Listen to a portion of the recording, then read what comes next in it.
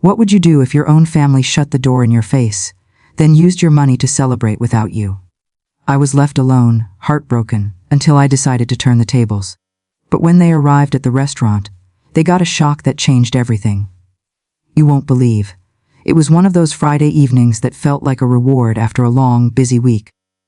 The house was alive with the kind of energy that only comes when something special is about to happen.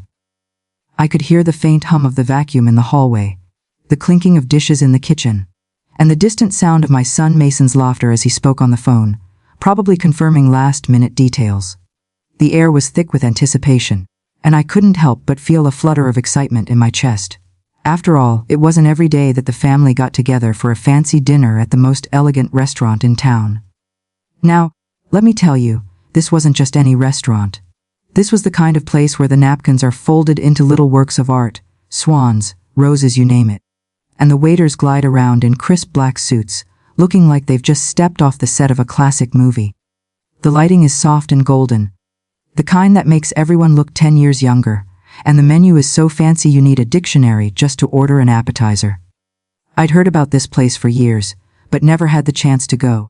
So, when Mason mentioned he was organizing a family dinner there, I was over the moon. I spent the afternoon getting ready, humming to myself as I picked out my nicest dress, a deep blue number that always made me feel a little more elegant than usual.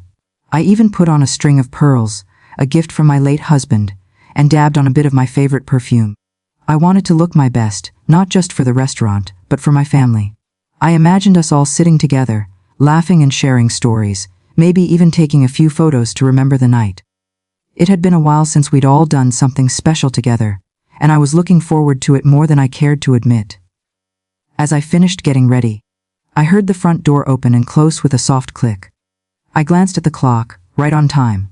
I made my way to the living room, smoothing my dress and checking my reflection in the hallway mirror. That's when Harper, my daughter-in-law, appeared. She was dressed to the nines, as always in a sleek black dress that probably cost more than my entire wardrobe. Her hair was perfectly styled, not a strand out of place, and her makeup was flawless. She looked like she belonged on the cover of a magazine. Harper gave me a quick once-over, her eyes lingering on my dress and pearls. For a moment, I thought she might actually smile, but instead, she pursed her lips and let out a little sigh. "Oh, you're dressed up," she said, her tone flat. I smiled, trying to keep things light. "Of course! I wouldn't miss tonight for the world. I've been looking forward to it all week." She didn't respond right away. Instead, she glanced at her phone, tapping away with her perfectly manicured nails. I could feel the excitement in my chest start to waver, just a little. Something about her demeanor felt off, but I brushed it aside. Maybe she was just stressed about the dinner. Organizing these things can be a lot of work, after all. Mason came in a few minutes later, looking handsome in his suit. He gave me a quick hug and told me how nice I looked. That's my boy, always thoughtful, always kind. I felt a surge of pride, remembering all the years I'd spent raising him, the sacrifices I'd made to give him a good life. I never wanted him to feel like he was missing out on anything, and seeing him now, successful and happy, made it all worth it. But then, just as I was about to ask if we were ready to go, Harper cleared her throat. She looked at Mason, then back at me, her expression unreadable. "Actually, there's been a change of plans," she said, her voice cool and measured. "We don't take poor people to an elegant place. You stay home." For a moment, I thought I'd misheard her. Surely, she couldn't have said what I thought she said. But the look on her face told me she meant every word. Her nose was so high in the air, I half expected her to get a nosebleed. I stood there frozen, clutching my purse a little tighter. Have you ever been so shocked you just stood there, unable to move or speak? That was me. I felt like someone had pulled the rug out from under my feet. I wanted to laugh, to brush it off as some kind of terrible joke, but the sting was real. In my own house, the same house I'd helped pay for, the same house where I'd hosted countless family dinners and celebrations, I was being told I wasn't good enough to join them. The words echoed in my mind, each one sharper than the last. Poor people. Stay home. I glanced at Mason, hoping he would say something, anything, to defend me. But he just looked uncomfortable, shifting from foot to foot, avoiding my gaze. My heart sank. I'd always known Harper could be a little difficult, but I never imagined she'd go this far, and I never thought Mason would let her. The silence stretched on, heavy and awkward. Harper checked her phone again, clearly impatient. "We'll be back late," she said, already heading for the door. Mason mumbled something about being sorry, but his words were lost in the rush. And just like that, they were gone, leaving me standing alone in the empty house. I sank onto the couch, my excitement replaced by a dull ache in my chest. I stared at the clock, listening to the quiet tick-tock, wondering how things had come to this. I thought about all the times I'd put my family first, all the little sacrifices I'd made over the years. Was this my reward? To be left behind, dismissed as not good enough. I looked around the living room at the family photos on the wall, the memories of happier times. I felt a mix of anger, sadness, and disbelief. But beneath it all, a small spark of determination began to grow. I wasn't sure what I was going to do yet. But one thing was certain: I wasn't going to let Harper's words define me. Not tonight. Not ever. And so, as the evening sun dipped below the horizon, I sat in the quiet, gathering my thoughts and preparing for whatever came next. Because if there's one thing I've learned in all my years, it's that you don't mess with a woman who's been underestimated her whole life. Not without a fight. As the door slammed behind them, the echo seemed to linger in the hallway, bouncing off the walls and settling in the pit of my stomach. I sat there, in the middle of the living room, surrounded by the quiet that suddenly felt so much heavier than usual. The clock on the mantel ticked with a persistence that bordered on annoying, each second a reminder that I was, for the moment, utterly alone. I looked around at the familiar space. The well-worn armchair by the window, the faded rug that had seen countless family gatherings, the photos on the wall that told the story of a life built on love, sacrifice, and, yes, a fair share of hardship. My heart ached with a mix of anger and sadness, and if I'm being honest, a little bit of fear. Was this what my life had come to? Cast aside like last season's shoes, left behind while my own family went out to enjoy a night I had helped pay for. The thought stung more than I cared to admit. I could almost hear Harper's words ringing in my ears, sharp and dismissive. We don't take poor people to an elegant place. You stay home! The audacity of it! In my own house, no less. I felt the heat rise in my cheeks, a flush of humiliation and indignation that made me want to scream or cry, or maybe both. But as I sat there, staring at the clock and listening to the silence, something inside me began to shift. I thought about all the years I'd spent working 2 jobs, scraping together every penny to make sure Mason had what he needed. I remembered the nights I'd gone without so he could have new shoes for school, the weekends I'd spent cleaning houses so we could keep ours. I thought about the sacrifices, the sleepless nights, the endless worry and the pride I'd felt watching my son grow into a man. I wasn't just anyone's doormat.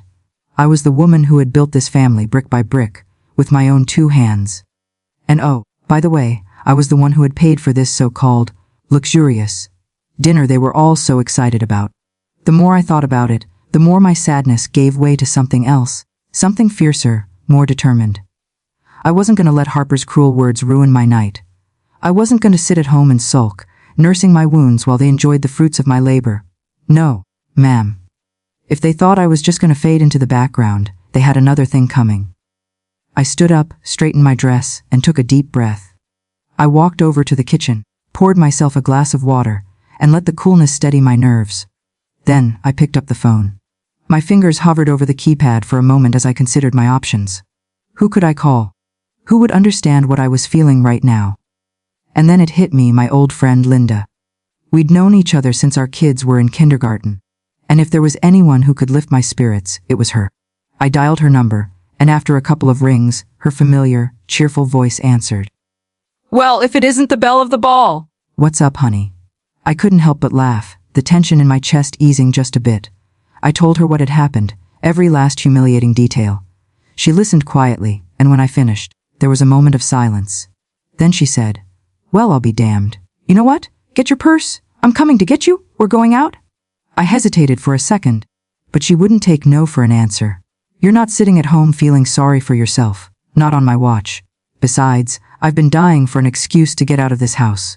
I smiled, feeling a spark of excitement. Maybe this night wasn't ruined after all. While I waited for Linda, I touched up my lipstick and checked my reflection in the mirror. I looked at myself, really looked, and saw not a woman who had been left behind, but a woman who had survived, who had thrived, who had given everything for her family. I saw strength in those eyes, and a glimmer of mischief too. Why should I let anyone make me feel small? I grabbed my purse, slipped on my favorite shoes, and by the time Linda pulled up in her old, reliable sedan, I was ready for anything. We drove to our favorite little diner on the edge of town, the kind of place where the waitresses know your name and the pie is always fresh. As soon as we walked in, the familiar smells of coffee and fried chicken wrapped around me like a warm hug. We slid into our usual booth, and before I knew it, we were laughing, sharing stories, and catching up on all the little things that make life sweet. Linda ordered us a round of milkshakes. On me, she insisted, and we toasted to friendship, resilience, and the power of not letting anyone else define our worth. As the night wore on, I found myself relaxing, the hurt and anger slowly melting away. I realized that I didn't need a fancy restaurant or a designer dress to feel special. I just needed good company, a little laughter, and the reminder that I was more than enough, just as I was. We talked about everything, our kids, our grandkids, the latest gossip from church, even the silly things we used to do when we were young. For a few hours, I forgot all about Harper's cruel words and Mason's disappointing silence. I was reminded of who I was before life got so complicated, a woman with dreams, with grit, with a heart big enough to weather any storm. When Linda finally dropped me off at home, I felt lighter, happier, and most importantly undefeated. I walked back into my quiet house, but this time, the silence didn't feel so heavy. I looked around at the photos on the wall, the memories of a life well lived, and I smiled. I knew there would be challenges ahead, family drama, hurt feelings, maybe even a few more slights from Harper, but I also knew that I could handle it. I was stronger than I'd given myself credit for. As I got ready for bed, I thought about what tomorrow might bring. Maybe I'd have a talk with Mason. Maybe I'd finally stand up to Harper. Or maybe, just maybe, I'd start putting myself first for a change. Whatever happened, I knew one thing for sure. I wasn't gonna let anyone make me feel less than I am. Not now, not ever. And as I drifted off to sleep, I felt a sense of peace, knowing that I was, in every way that mattered, alone but not defeated. The city lights twinkling outside, the air crisp with the promise of a special evening, and Harper and Mason pulling up to the most elegant restaurant in town, their faces practically glowing with anticipation. Harper, in her designer dress and heels that probably cost more than my monthly grocery bill, strutted through the grand entrance with Mason trailing behind, looking a little nervous but trying to keep up appearances. The restaurant itself was a sight to behold. Crystal chandeliers sparkling overhead, white tablecloths so crisp you'd think they were ironed by angels, and a soft piano melody floating through the air. The kind of place where you whisper instead of talk, and the waiters glide around like they're on wheels. Harper's eyes darted around, taking in the opulence, her lips curling into a satisfied smile. She was ready to be the star of the show, to bask in the glow of luxury and exclusivity, and, let's be honest, to show off a little in front of the rest of the family. Mason, bless his heart, looked a bit out of place, tugging at his collar and glancing at his phone, probably wondering if he'd remembered to bring enough cash for the valet. They approached the hostess stand, Harper leading the way with the confidence of a woman who's never been told no in her life. "Reservation for Thompson, table for 8, she announced, her voice dripping with importance. The hostess, a young woman with a neat bun and a polite smile, tapped away at her computer, her brow furrowing ever so slightly. "I'm sorry, ma'am, but I don't see a reservation under that name," she said, her tone apologetic but firm. Harper's smile faltered just a hair, but she quickly recovered. "There must be some mistake. My husband called ahead. We have a table for 8. Thompson." The hostess checked again, her fingers flying over the keyboard. "Ah, here it is. But it looks like the reservation was cancelled earlier this evening, and the deposit was refunded to Mrs. Thompson's card." For a split second, you could have heard a pin drop. Harper's face turned the color of her lipstick, bright, bold, and unmistakably red. She blinked, her mouth opening and closing like a fish out of water. "What do you mean cancelled?" "That's impossible!" "We have family coming, and this is a very important dinner." The hostess, bless her, just smiled politely and shrugged. "I'm sorry, Mom. There's nothing I can do." The reservation was cancelled by Mrs. Thompson herself. The refund should already be back on her card. Mason, who had been standing quietly by Harper's side, finally spoke up, his voice barely above a whisper. "Mom cancelled the reservation." Harper shot him a look that could curdle milk. Why would she do that? This was supposed to be our night. The hostess, sensing the growing tension, offered a sympathetic smile. "If you'd like, I can put your name on the waiting list, but it's a busy night. It could be a while." Harper huffed, her composure slipping with every passing second. She glanced around, as if expecting someone to swoop in and fix everything, but all she found were curious glances from other diners, and the unmistakable feeling of being on the outside looking in. Meanwhile, across town, I was having a very different kind of evening. Instead of sitting alone in a quiet house, nursing my wounds and feeling sorry for myself, I was surrounded by laughter, warmth, and the kind of genuine company that money can't buy. I'd taken that refunded deposit, the one Harper was so sure would pay for her big night, and used it to treat myself and a few dear friends to dinner at our favorite little diner. The place wasn't fancy, but it was ours. The booths were a little worn, the lighting a little too bright, but the food was delicious and the company even better. Linda was there, of course, along with Carol and Betty, two friends I'd known since our kids were in diapers. We ordered milkshakes and burgers, shared stories about our grandkids, and laughed until our sides hurt. For the first time in a long time, I felt truly seen, not as someone's mother, in-law or the woman who paid the bills, but as myself. The conversation flowed easily, full of old jokes and new memories, and I realized how much I'd missed this feeling of belonging. There was no judgment, no competition, just the simple joy of being together. At one point, Linda raised her glass and toasted to strong women who don't let anyone tell them where they belong. We all laughed, but I felt a lump in my throat, touched by the truth of her words. Back at the restaurant, Harper and Mason were still trying to salvage the evening. Harper, never one to admit defeat, tried to charm the hostess, then the manager, but it was no use. The restaurant was fully booked, and there was no magic table waiting for them. The rest of the family, who had arrived expecting a grand celebration, found themselves milling around the lobby, awkwardly checking their watches and whispering among themselves. The mood was tense, the excitement of the evening quickly replaced by confusion and disappointment. Mason, looking more uncomfortable by the minute, finally pulled Harper aside. "Maybe we should just go somewhere else," he suggested, his voice strained. Harper glared at him, her pride wounded and her plans in ruins. This was supposed to be perfect, she muttered, her eyes flashing with frustration. But there was nothing left to do but admit defeat.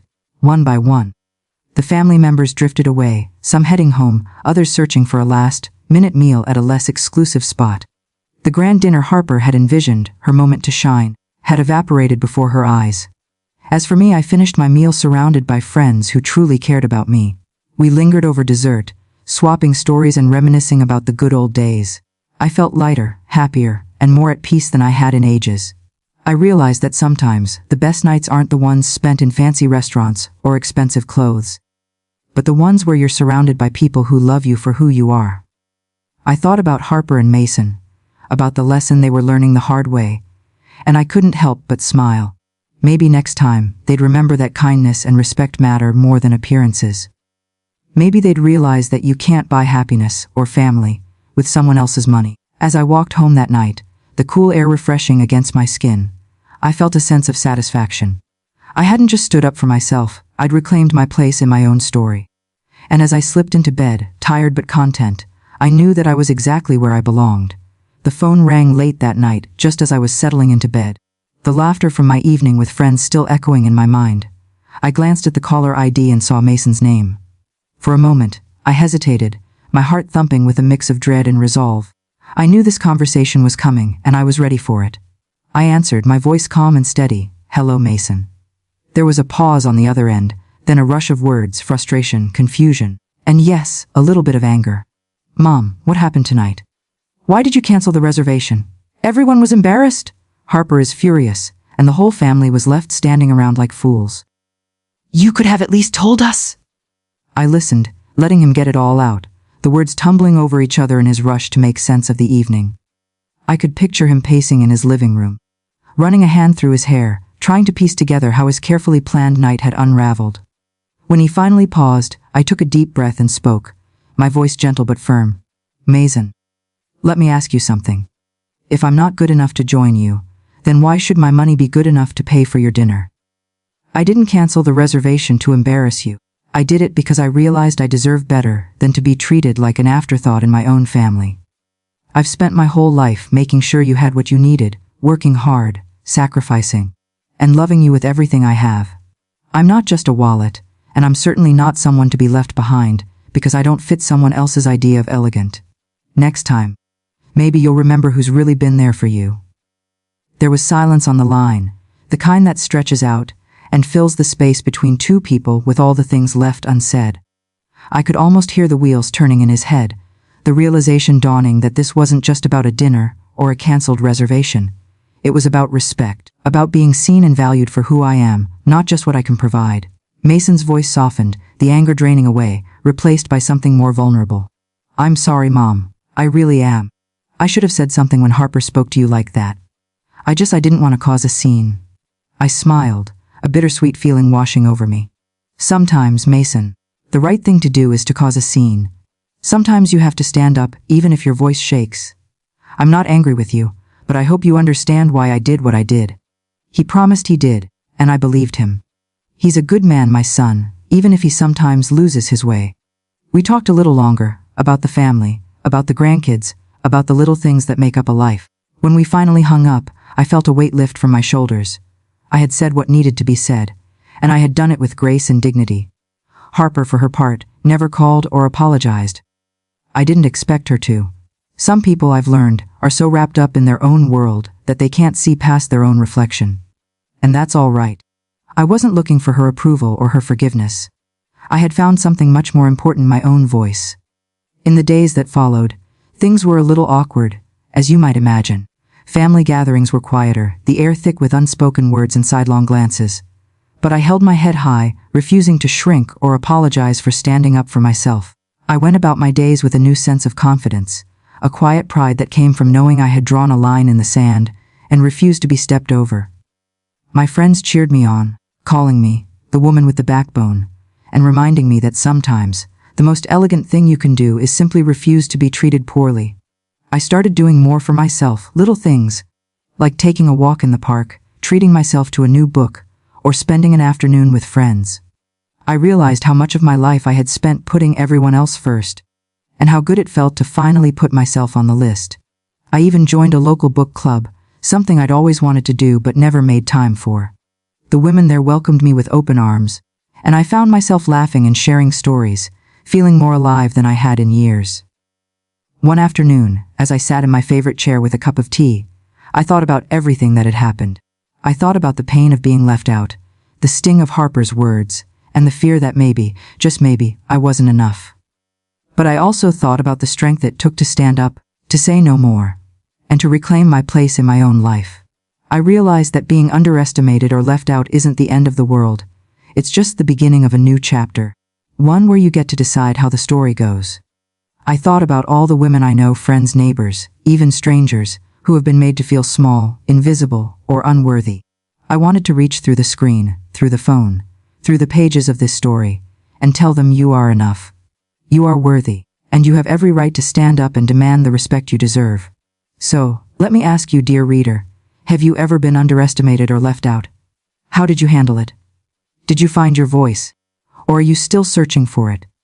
I'd love to hear your stories, your triumphs, your struggles, your moments of courage. Drop them in the comments below. And let's remind each other that we are not alone. We are strong, we are resilient, and we are more than enough. If you enjoyed this story and want to hear more real life tales with a twist, don't forget to subscribe. Let's stick together, share our wisdom, and remind the world that we're not to be underestimated. Here's to standing tall, speaking up, and living life on our own terms. See you in the next story.